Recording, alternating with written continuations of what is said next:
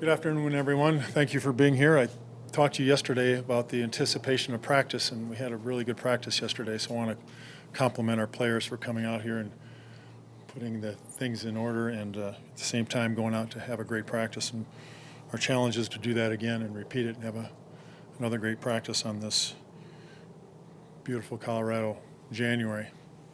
These guys love football, and they went out there and demonstrated that yesterday by their behaviors. And then I understand there's supposed to be another beautiful day on Sunday for January in Denver. I was talking to Archie at the coffee pot this morning. He said this is not that unusual, which is news to me. So we're going to enjoy that, and I want to encourage all the fans in Broncos country to get on board this Sunday. And those of you that are attending the game in Power Field at Mile High, we look forward to seeing you there. And please bring your passion. We asked our players this week to give their effort to one another, to give their toughness to one another, to give their technical detail to one another, to give philia, to their feelings for one another. And we showed and demonstrated yesterday that we're working at that. And I really appreciate that as a coach. I really do. We asked them to invest, and this team is invested. These coaches are invested. They've put a lot into this. And they've moved their families here, and they get their kids in school, and there's a lot going on in that room, in both locker rooms, I would say. And so as a guy who's relatively new here, I just want to recognize that investment they've made. But I also was made aware of some data regarding ticket renewals, season ticket renewals for next year, and it just was incredible. And so clearly the fans in Bronco country are invested as well, and it's been a dry spell a bit, and we all recognize that. This team recognizes that, and perhaps desert-like, but I think that is really a bold demonstration by our fans that they see the promised land beyond the horizon. They're looking downfield, and we want to give those fans and all the people that come out to the field and all the people that are at home hope for that. So we're working hard to do that. So thank you for your support. Our team sees that, and we're going to do our very best to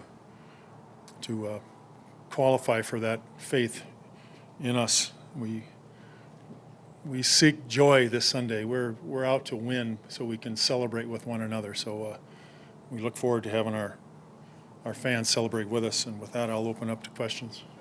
You've done this for a long time, and I would imagine that's the third time in 2 days I've been called old. I'm setting it up. Would you like to rephrase that question, sir? Let me rephrase it. You've been around a fair amount of teams. That's good. Finished the season with a lot of enthusiasm, maybe some that weren't quite as enthusiastic. That's a fair statement. What do you think resonates with this group? The best they can finish statistically is 5-12. What resonates with this group, do you think, that they want to finish strong? The 5-12 thing, I don't think resonates with them at all. It certainly doesn't with me. I mean, they don't look backwards. It just doesn't work that way. You have to look forwards when you're in this business. There's so many things to play for, and I don't even want to begin to enumerate them. And they enjoy this game. They're pros. I see it every day, and the thing that's happened this year with our roster since I've been here is this: there constantly is a new energy brought by new players, guys that have new opportunities, that haven't ever had opportunities. And I think sometimes that is a feeling that others get, that this isn't guaranteed, so we better take advantage of every opportunities that we have to play this game. You mentioned at the end of yesterday that Monday you'll go back to your work that you've been doing the last few years. Yes, sir. If there was an opportunity to remain around the Broncos in some capacity, would you be open to that? Well, I'm really concerned about Sunday, real frankly. I haven't even looked at Monday. We'll deal with Monday when Monday comes. The fact that the Chargers may be playing backups, depending on if they clinch their seed based off prior games that morning, does that affect your guys' mindset at all, or if you guys go out there against the backups? We're expecting Sonny Liston out there. If Joe Palooka shows up, then so be it. Coach, earlier you mentioned something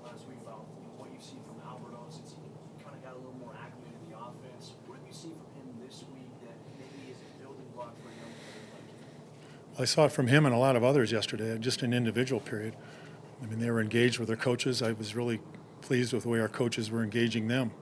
I mean, they carry the burden of what's going on as well. And I saw it may not be a strong indicator for y'all, but for me it is. I saw our scout teams bouncing in out of the huddle and getting to the line of scrimmage and getting lined up and going quickly and with energy and bouncing their step. We had an excellent special teams period. Those are the kind of things those demonstrations, for me, is what gives me heart. It's obvious how much you care and respect about this game and these players in it. Would it mean something? I'm glad that's the case, because I do. Yeah. Would it mean something to avoid a winless AFC West stretch and not be the first team with 13 losses? That's not on your shoulders, but history would then record it that way. Would that be important, or is it just the singularity of the win for these guys? I recognize that past, and I talked about that last week a bit, about how, we own that, we recognize that, and I think I said one other time that that's a mess that we made.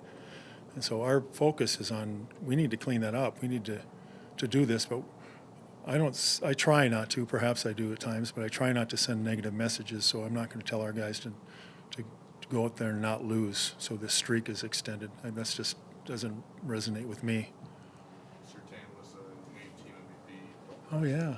I heard that recently. Congratulations to Patrick and to Dalton, yes. What have you seen from those guys that you think makes them? I think what the media recognizes is what I recognize. So Patrick's an elite athlete that plays at an elite level. And real frankly, not all elite athletes play at elite level, but he does. His demeanor, to me, we all think of football players as these ferocious beasts, and some of them are very much that. But Patrick has got such a cool about him, and he plays at such a high speed that it almost looks easy.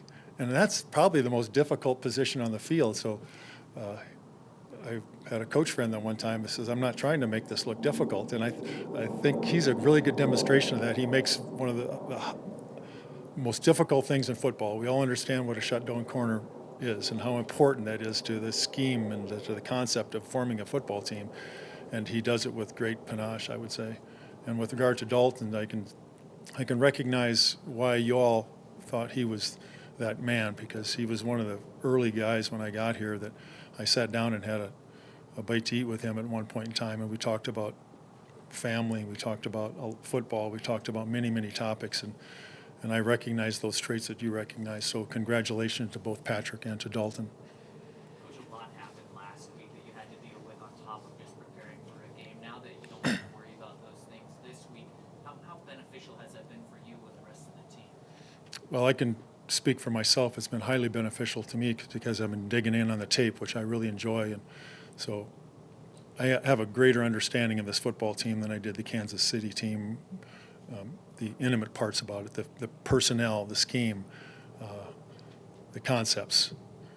This week, I'm better prepared that way, and I'm better prepared, I hope, to handle my duties as a head coach, I was a rookie last week. I'm now an experienced sage veteran on the sideline, so I anticipate not hitting my headphones on the wrong channel and disrupting the communication.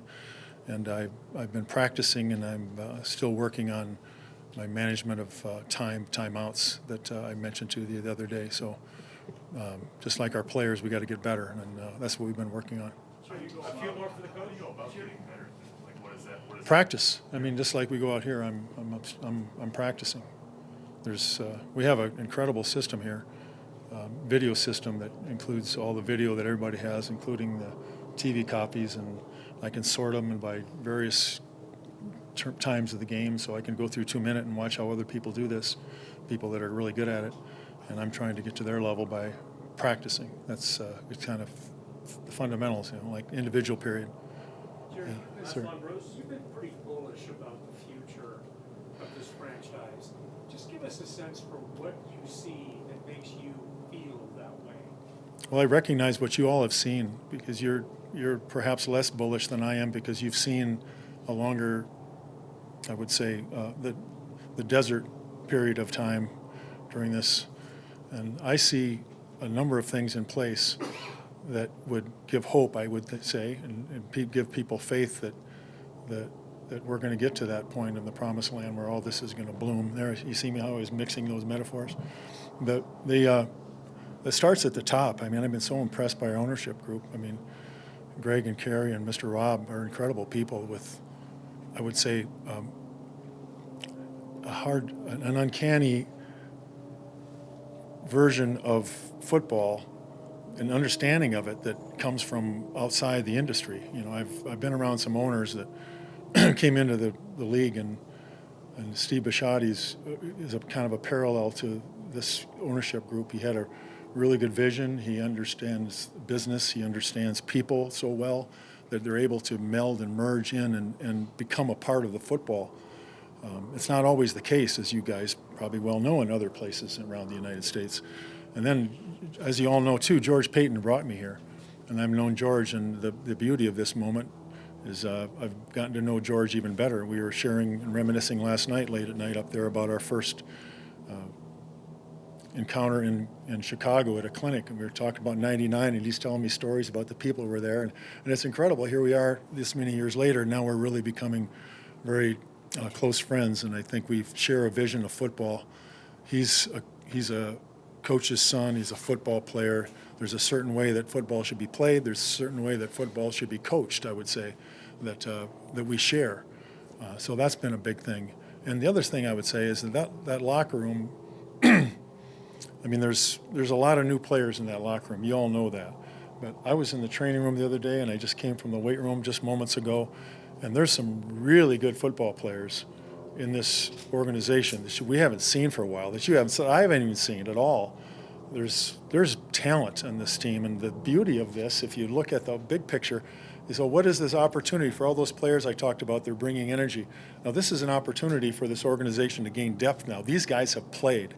I come from North Dakota State University, and they say that North Dakota State University has an advantage every year because they're so far ahead at halftime that all their backups play in the second half.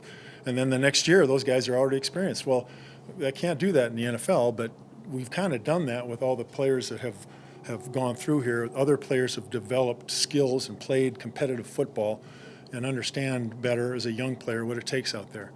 So next year's roster, I would say, after we get these guys back and we have that influx of depth and experience, I think there's talent on this team, and it takes that to win, and I think this organization has a bright future. Thank you a lot. Okay.